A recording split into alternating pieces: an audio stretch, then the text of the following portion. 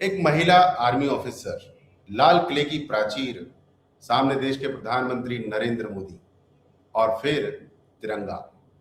आज सुबह से आपने सोशल मीडिया पर एक चेहरा बार बार देखा होगा जो कि दिख भी नहीं रहा है। नाम है कैप्टन सोनिया सिंह चौहान।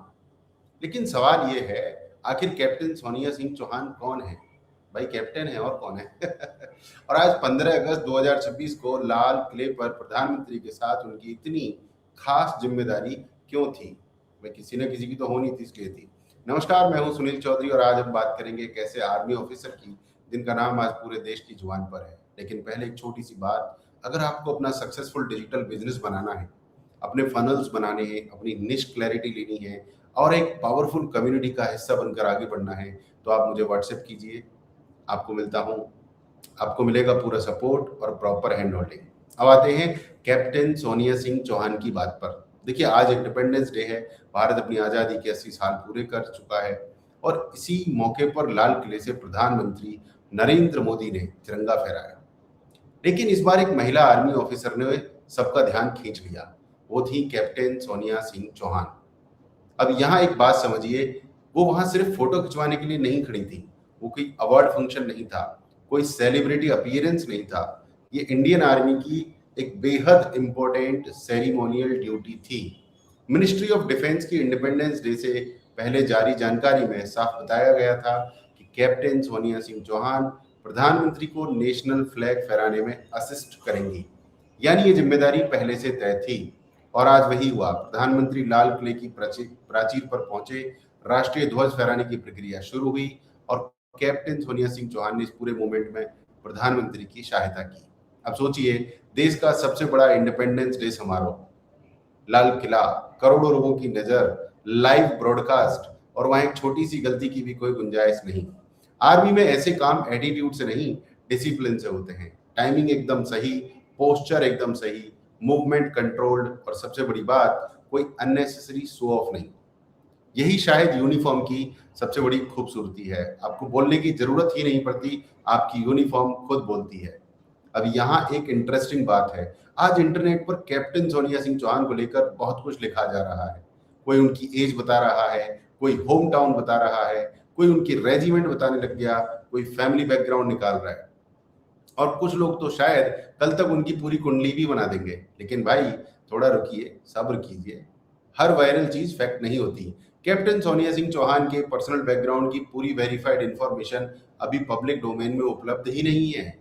उनकी उम्र, उनकी exact home town, regiment, family details, इन सब को लेकर हमें बिना पक्के सोर्स के कहानी नहीं बनानी चाहिए, क्योंकि आर्मी ऑफिसर की बात है भाई। यहाँ मसाला कम, फैक्ट ज्यादा होना चाहिए। और जो बात पक्की है वो अपने आप में बहुत बड़ी है। एक इंडियन आर्मी कैप्टन को देश के इंडिपेंडेंस डे के सबसे बड़े नेशनल सेरेमनी में प्रधानमंत्री के साथ सेरिमोनियल रिस्पॉन्सिबिलिटी मिली। बस इतना ही अपने आप में गर्व की बात है। और एक और चीज ध्यान देने वाली है, आज के समारोह का एक खास कनेक्शन वंदे मातरम से भी था। 2026 में वंदे मातरम के 150 साल पूरे होने का अवसर है और इस इंडिपेंडेंस डे समारोह में वंदे मातरम को भी खास जगह मिली। तो एक तरफ 80 साल की आजादी, दूसरी तरफ 150 साल का वंदे मातरम और इसी ऐतिहासिक मौके पर लाल किले पर एक महिला आर्मी ऑफिसर प्रधानमंत्री के साथ खड़ी दिखाई देती है। ये तस्वीर अपने आप में बहुत कुछ कहती है।